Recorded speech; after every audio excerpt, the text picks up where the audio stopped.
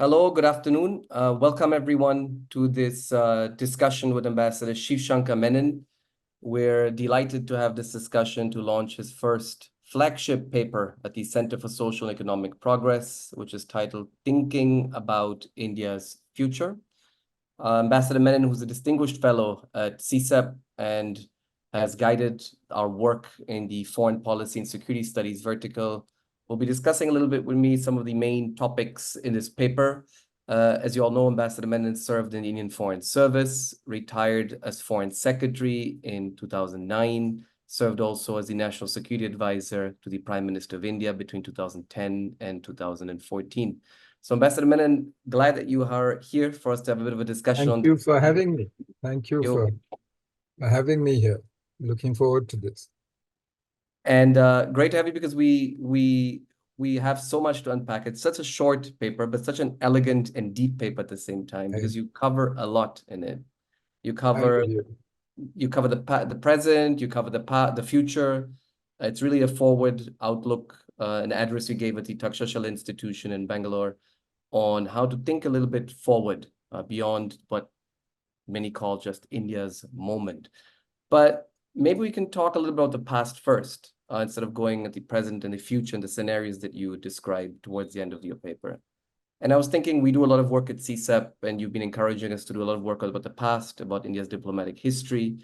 We had the Back to the Future series that we've been doing at CSEP, revisiting decision-making points in the Indian foreign and security policies with practitioners. So I'm tempted to ask you, if we want to understand the future of India and India's future choices, is there something we can learn from the past? Is there something that should not be repeated? Are there successes that can be replicated? I think there is, and I'll tell you why. Because while the future is never a straight line extrapolation from the past, I mean, history is never a straight line, and that the past itself teaches us that. That's a lesson we learn from the past. But it's because history does rhyme.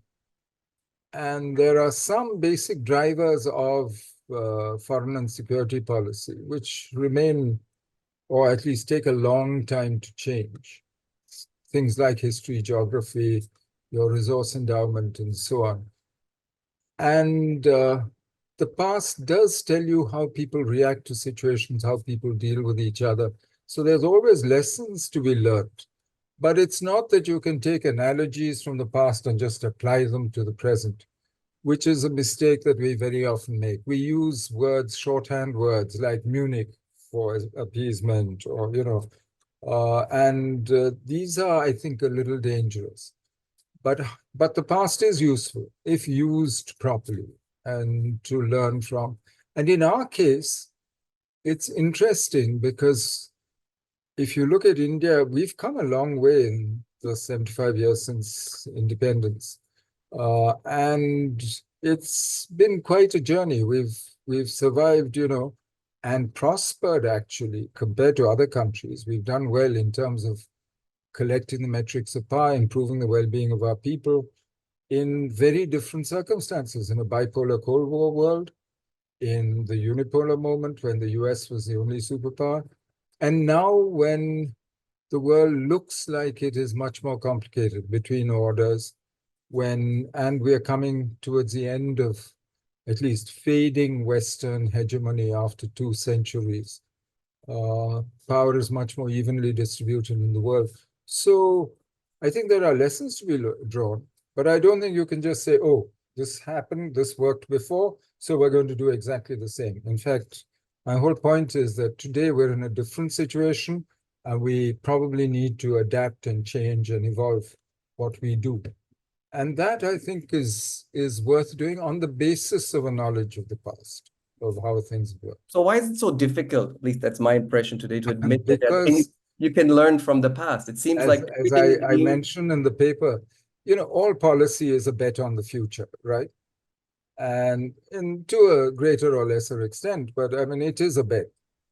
And yet, constantly you are told, oh, they were surprised by what happened, that they didn't anticipate this, etc., etc. these days it's fashionable to call it an intelligence failure, but I mean, and people have tried to predict the future for a long time. They used to use astrologers.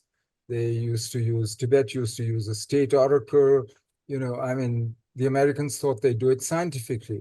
They had net assessment and all kinds of futurologists, Haman Khan, all these people. None of them, frankly, managed to predict the future or to avoid being surprised. So for me, therefore, the only way is don't expect to predict the future.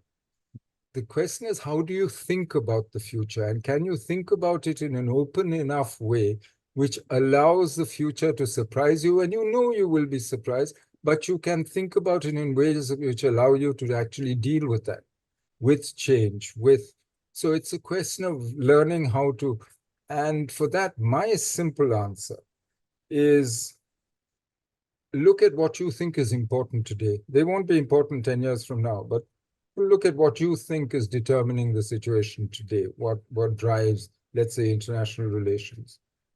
And then see where you think it could be going. What are the probabilities of it developing in different ways? Then see what you can do with that. But those probabilities will change almost every day, some of them. I mean, the US election 4 weeks ago, people would have told you almost unanimously that, yeah, this was a done deal. Trump was coming back. Whereas now, nobody's quite sure. In fact, everyone says it's up in the air, right? So you change the probability of each of these scenarios that you develop for yourself and cope with it. So you're changing along with the situation, and your responses will also have to be adapted. Now, this is not very satisfactory because it's not a clear, simple, oh, here's your answer. And I think it leaves many people, other than historians, politicians, traditional, disciplines. Yeah, I mean, liberal arts people, apart from them, I think it leaves everyone else very dissatisfied. Certainly it's not very scientific, but that's life. So a lot of humility needed also to look at that I think future. you must be humble with this, and you must know that you cannot predict the future. There's just too many things that impinge on that future. And as I said, history shows that it's never been a straight line development. But we hear so much today about the past was a succession of mistakes. India was an idealist, naive country. The great India has arrived now, strong, confident to prepare the future. So why that lack of I think this things tells to you learn more from the about past? the people who say it rather than about India or what India actually did in the past. It tells you the mindset of the people who make these statements more than, it's not a reflection, I think, of the reality. I've said what I think of India's past in a book, actually, since independence and foreign and security policy in India and in Asian geopolitics. I've said what I think. For me, India has always been a relatively realist power, but with very little power in the beginning, in fact, very weak. There's only so many things that can be done. So its options were limited. So it might have been realist in its approach, where its power extended in the subcontinent, for instance. It has always been realist. And the simple test of that is ask your neighbors what they think India's policy is like. And they will tell you that, yes, India's been very realist and actually has been interfering and so on. So it seems to me that as India's capabilities improved, as her power has increased, as her ability to influence the international system has changed, it becomes more apparent that she can be realist. But there is more to life than realism. Realism is not all, and it's not the only answer. It may have been for the US in the 50s because of the tremendous preponderance of power that she enjoyed in the world. And therefore, I think it sort of took over the discipline of IR at that stage. But it seems to me that there's more to life, to IR, than pure realism, however defined, whichever one of the schools. And India has used the other parts too.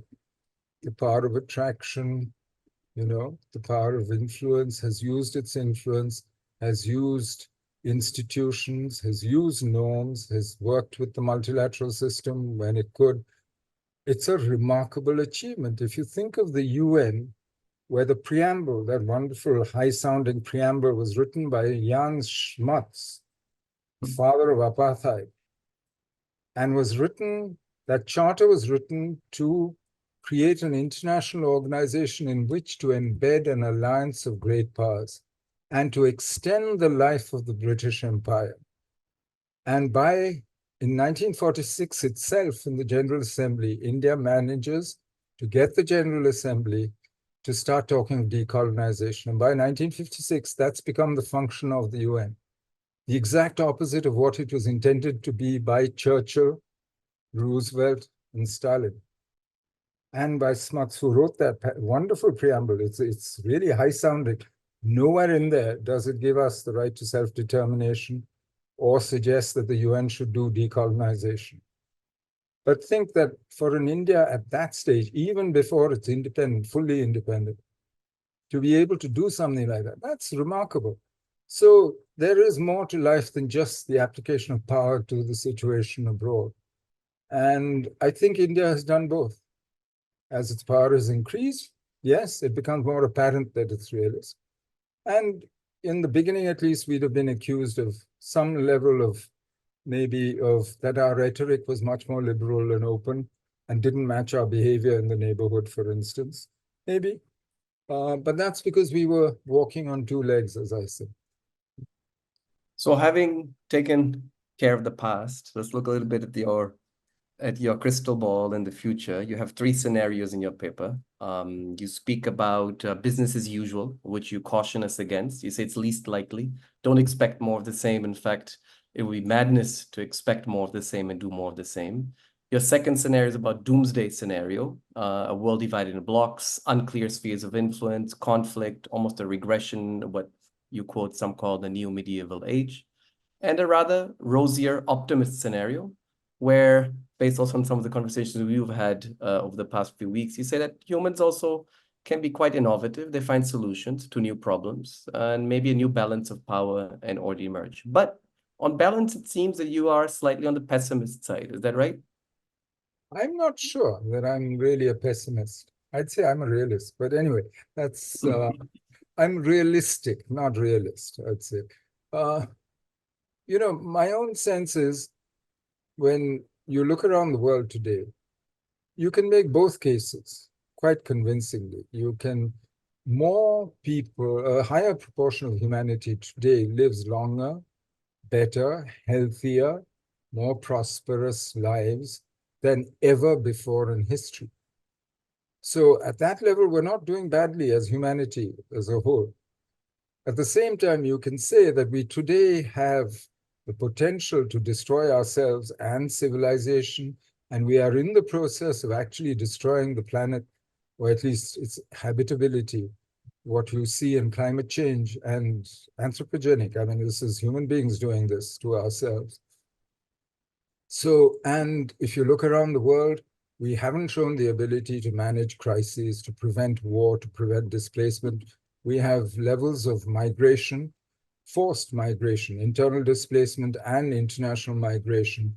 We have levels of deaths by conflict, which are back to post-World War II levels, when the world was actually a complete mess. So you could make both cases.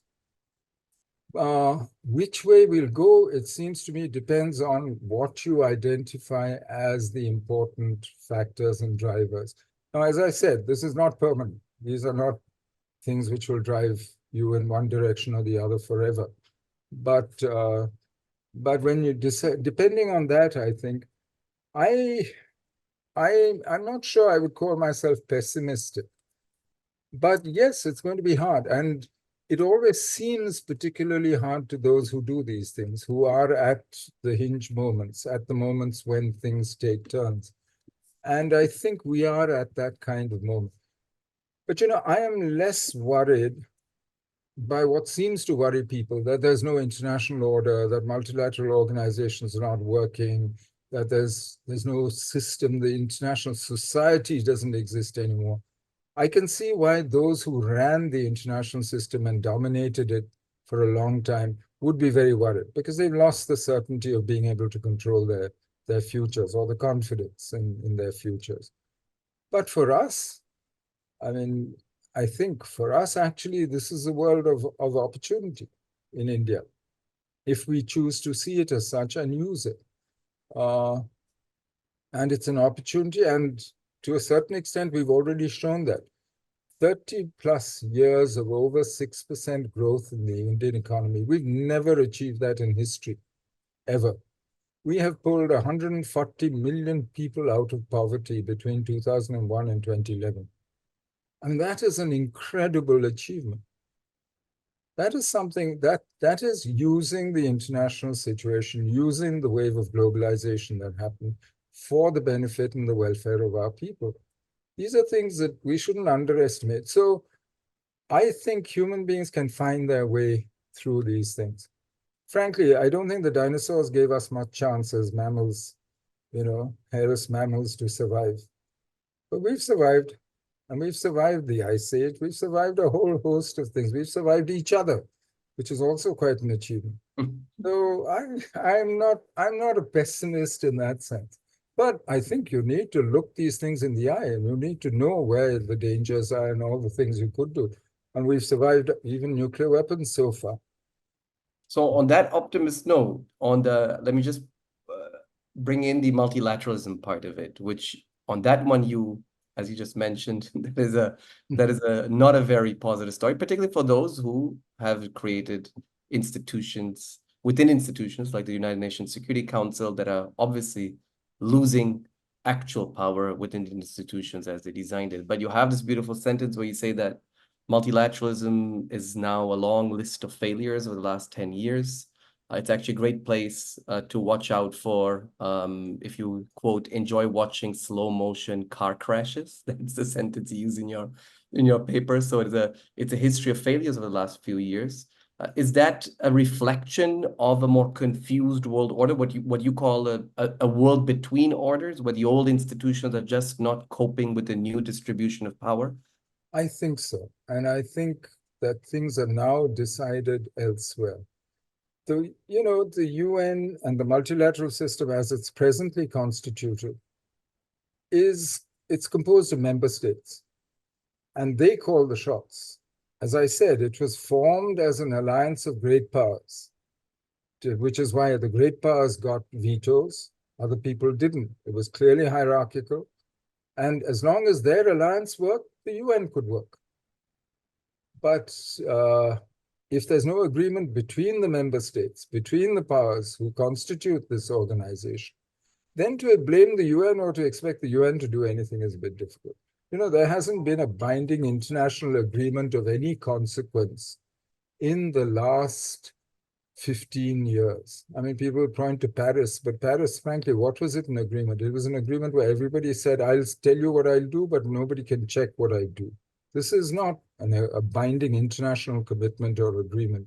And you've seen the results, I mean, in terms of stopping climate change or improving the situation. So there is a problem. But does that worry me?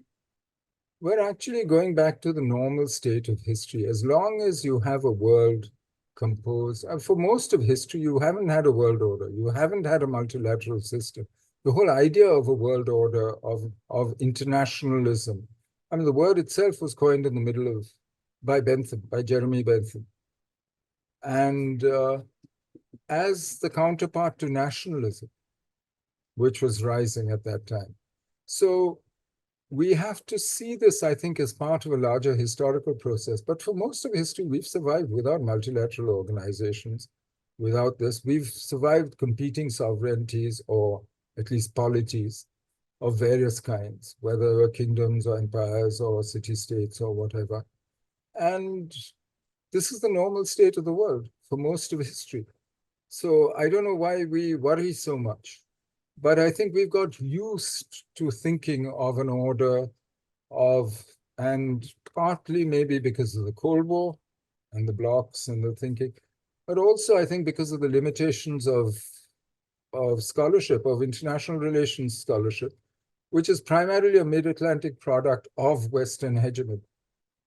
and needs now to actually grow and understand a different world, which it's having trouble because it's very hard naturally for people to give up power. Nobody gives power up or likes the idea of losing it and will even admit the idea that they're losing it. And knowledge, in fact, is often a reflection of that power The knowledge, yes. I mean, knowledge is part of power.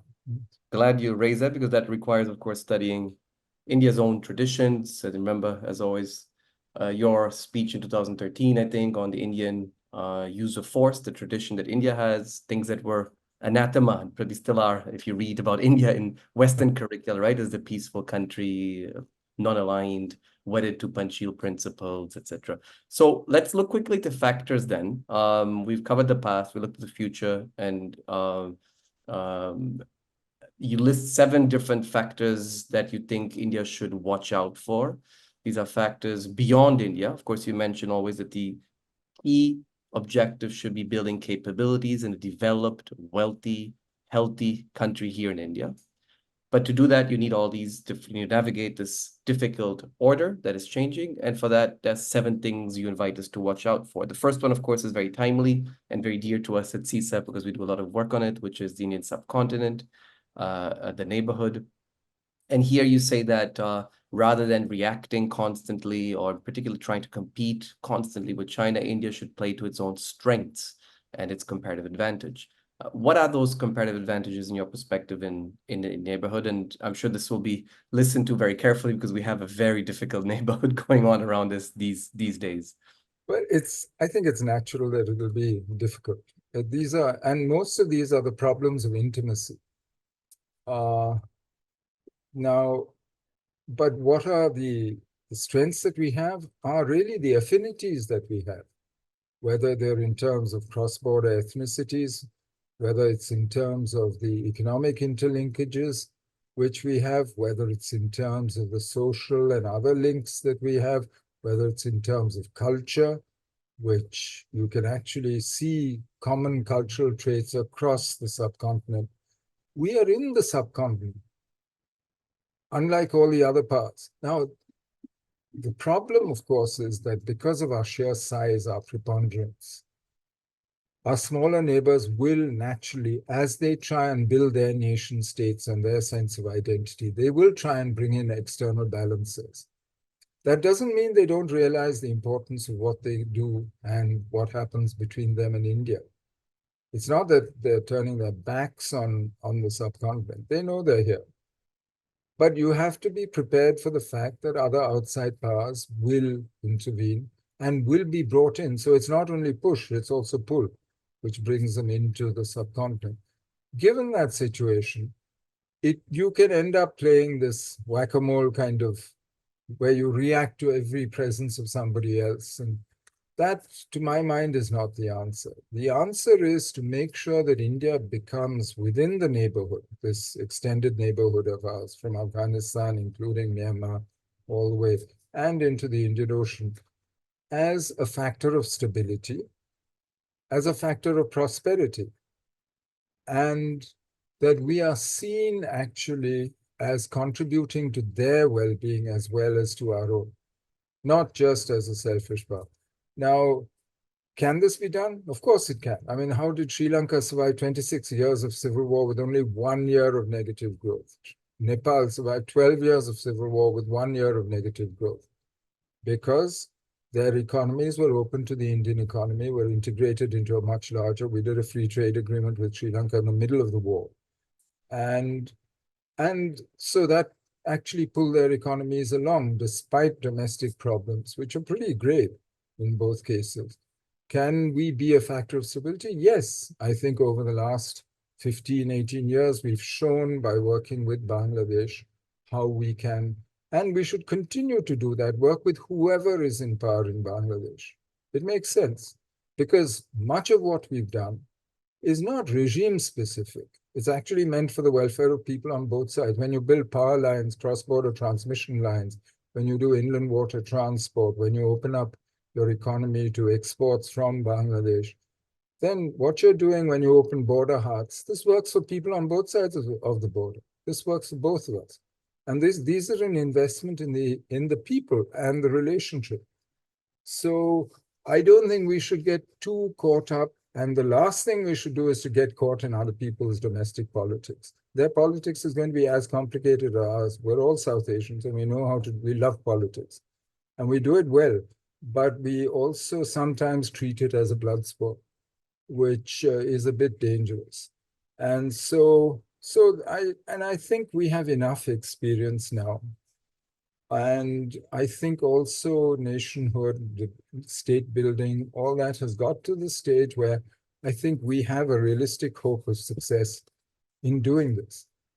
There will be ups and downs in every relationship because we are, as I said, we our situations will differ and we will have some different interests, but I think we can cope with that. One factor you left out of your list is democracy. Is that a strength, India's governance model of development? It used to be. I'm not sure how much, to what extent it is anymore. Because I think, I think many of us in South Asia are renegotiating our own internal political contracts, whether it's Sri Lanka, whether it's Bangladesh, whether it's Nepal, Pakistan, certainly, and yeah, Maldives also. So I'm not quite sure. And the Indian polity is also undergoing pretty fundamental churn, and so I'm a bit reluctant at this stage to say, yeah, democracy is somehow the uniting principle and so on. I think we all take democracy for granted now. We've got to the stage where it's a question of what kind of democracy, for whom, how do you include everybody? And I think the students in Bangladesh have proved that that it's about democracy and that the urge for democracy, you saw it in Sri Lanka, saw it in Nepal, you saw it in the Indian elections, that the urge for democracy is very, very strong. But it's still something, a work in progress, something still being negotiated. So let's move beyond South Asia, maybe two, three other factors that you list. The most important in terms of course, relative power is the United States of America. You mentioned the US, of course, is still the predominant power, but how could that change under, let's say, a second mandate of President Trump? What will the implications be for Well, I India? think what a second Trump presidency would bring is huge amount of unpredictability. Because, I mean, even his first term as president, at one stage, he looked like he was trying to do a deal with China. Then he went the other way. He pivoted 180 degrees and imposed tariffs and started a trade war, basically. Then signed an agreement with them on trade, which was never quite implemented by either side. So I think the swings, the unpredictability, I think all that will go up tremendously. I'm very nervous of predicting where he'll go with this. I mean, they've published a program which they've now disavowed. Some of the Republicans, 2025, which I think the vice presidential candidate Vance wrote the forward to, but Trump has said, no, that's rubbish. I have nothing to do with it. So, as I said, unpredictability, I think, is all that we can say at this stage. But I think we should be prepared for a much more isolationist, transactional US, which is much less willing to be a provider of global public goods or to invest in the international system as a whole. And that will be much more demanding of its partners, quite apart from the allies and clients and so on, but even of partners like India, I'm sure they'll be much more demanding under a second Trump administration. So that leads me to the third factor that we can discuss. You mentioned Trump trying initially to strike a deal, which he loves doing, in this case with China, which didn't work out. But you also caution in that factor, which is US-China relations, that India shouldn't bank on a eternally competitive and rivalrous relation between US and China.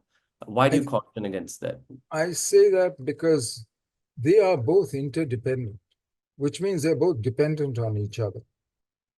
So while they might be strategic rivals, they're trading almost $1 trillion every year.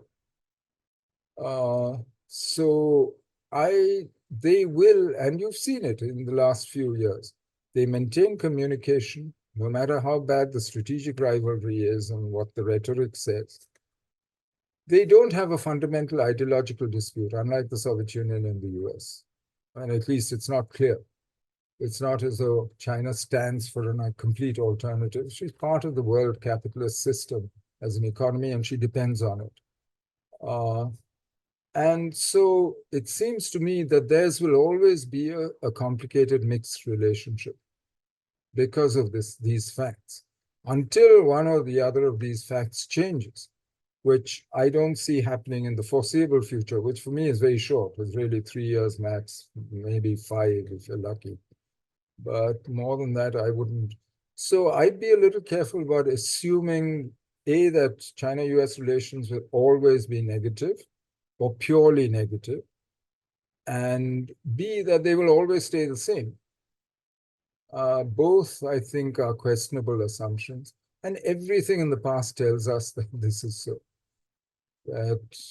So I think we should be prepared for both situations. But just to clarify, I think our interest in the US might be interested in India because of the state of their relationship with China, and India as a counterweight to China. Our interest in the US is primarily to enable the transformation of India and to improve the welfare of the Indian people. So the US as a source of technology, access to markets, finance, capital, etc., etc. And the US as a factor of stability in the world, because she is the greatest power who does actually still provide, say, maritime security in maritime Asia. I mean, she is a presence across, whether it's cybersecurity and so on. So we have a broader interest in that relationship with the US, maybe, than the US. It's not that the US is not interested in these things, yes, but she has at the moment, a tremendous focus on her relationship with China and how India is useful to that. But the US is also interested in the rest, in the commercial links, in the economics, and so on. So I think we need to look at it in a broader perspective, rather than letting, China drive India-US relations. So on that note, factor number 4, we done South Asia, US, US-China. China, of course, a major factor that you invite us to watch out for. And you are quite clear about the diagnostic of where China is. You call it the greatest strategic challenge. You caution and say that we will, in India, likely face a powerful but angry and frustrated China, which leads me to the point you mentioned that even or despite the difficult times that the US and China have dealt with each other, they've communicated. What's your take on how India should deal with this angry, frustrated, but powerful China? Can you communicate with China? Should you keep those communication channels open? I think you must. And you need political communication between the two. It's not enough that, low-level diplomats or that army commanders and so on meet, because they take their instructions from their political masters in both countries. And so ultimately, you must keep political channels open and you must communicate to each other. And we have done so in the past and handled pretty complicated issues and did manage to keep the relationship at least on an even keel. We may not have settled all the issues, we might not have, but we did manage to not just keep the peace on the border, but also to build a larger relationship. I think situations have changed. The context within which that relationship is operating today has changed in many fundamental ways. So I think it's time for a reset, and that can only be done politically. So you need a pure political dialogue somewhere, in some way, which actually looks at your interests, their interests, where they coincide, where they maybe are in opposition to each other, and decide how you manage the situation and find new ways of doing it. The old modus vivendi that you worked out in the 80s, in the late 80s, that lasted for about 30 years almost. It worked. But things have changed. The balance have changed. Balance of power has changed, but the context has also changed. And we have to see what we do now. What worries me is that neither side is showing the commitment to do so today. Why? Why not? Uh, Partly, I would assume it's domestic political reasons. There isn't much to be gained by doing it. It's a hard process. It's not an easy one to do. But also because I think it's been quite a tough time for all leaderships across the world, starting with COVID and a whole host of things. And I'm not sure that either side is very clear in their own mind where they can take this relationship. I assume from their behavior, all this I'm just guessing from the outside. I'm just an ordinary citizen looking at how they behave. So I look at what they do rather than what they say, because they'll say all the right things. But judging by what they do, I'm not sure that they know. Which areas would you think are ripe, would be ripe, which would be the easier low-hanging fruits where China and India could maybe have a But then productive low-hanging fruit, dialogue? I would look for ways of dealing with the big issues. Of course, the boundary is one, the border. The economic imbalance and the relationship is another. But also the periphery that we both share. Our periphery is theirs and their periphery is ours. And we're both a presence there, and we need to come to some kind of understanding of how we both behave. And the other things that bother us about, we need to see where our interests are, where their interests are. But there are common interests as well. After all, the Indian consumer has an interest in cheap Chinese goods, keeps prices down, and they seem to be popular in the market. So there are a whole host of things that I think, but we need to, I think, rather than looking for political gains, which then I don't think we should be doing that anymore. Right now, you need a much more fundamental political framework for the relationship going forward, which both sides can agree on, and then implement over time. But unless you have some such clarity, this is, I like to say often that China is a 4,000-year-old bureaucracy, and bureaucracies work to principles and frameworks, and they like to know what they're doing. But the old idea that you just keep trading and having nice economic relations and intensify those, and that will lead to peace. I've never believed that. I mean, and I think the But many First people World still War, believe but in the that. First World War, I think, proved that it didn't work. I mean, Britain and Germany were each other's biggest trading partners. And they ended up in World War One. In a globalized world, I mean, it was very much, in many ways, there are many people, Margaret Macmillan, who think today's world is very much like that many of those factors are still operating today. Not still, are operating again today. Good. That means there's a world out there to be studied beyond economics that gives us a little bit of employment, at least. Ambassador Menon, the last point that I'd like to discuss with you, you bring up in your paper, is on the economy. Again, a great segue from what we just discussed with China. Let me quote you again. You mentioned the only way to deal with this competitive Asia and with China in particular is to make India more competitive and to engage rather than build walls. East Asia is the new economic center of the world, and this is where our Indian external economic efforts should be concentrated.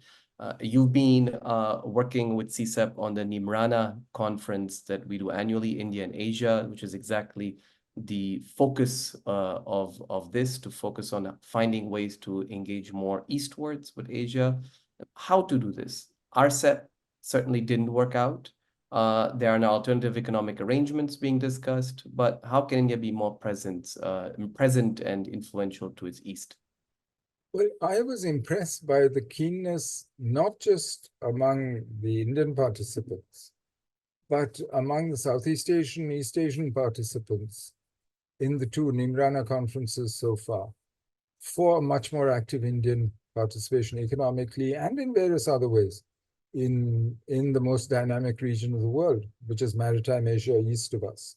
So for me, there are enough ideas out there.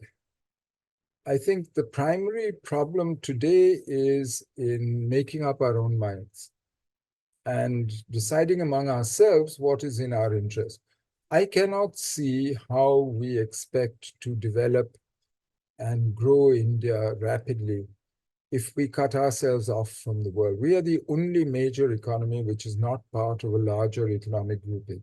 And most trade in the world today occurs within those blocks under preferential trading arrangements, whether it's USMCA in North America, whether it's the EU, or whether it's now RCEP, the largest preferential trading agreement in the world now, which covers all of ASEAN, all of Northeast Asia, Australia, New Zealand, China.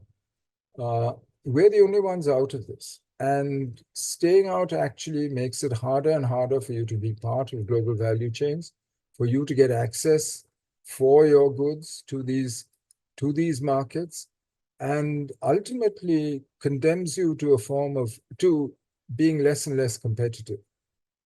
You can't do this bilaterally. Bilaterally doesn't work. It won't work.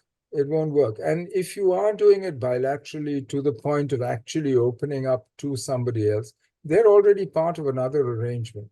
Then you're in effect opening a door to the whole arrangement anyway. So why don't you join RCEP rather than doing it bilaterally with one RCEP member and promoting the diversion of trade through that one member?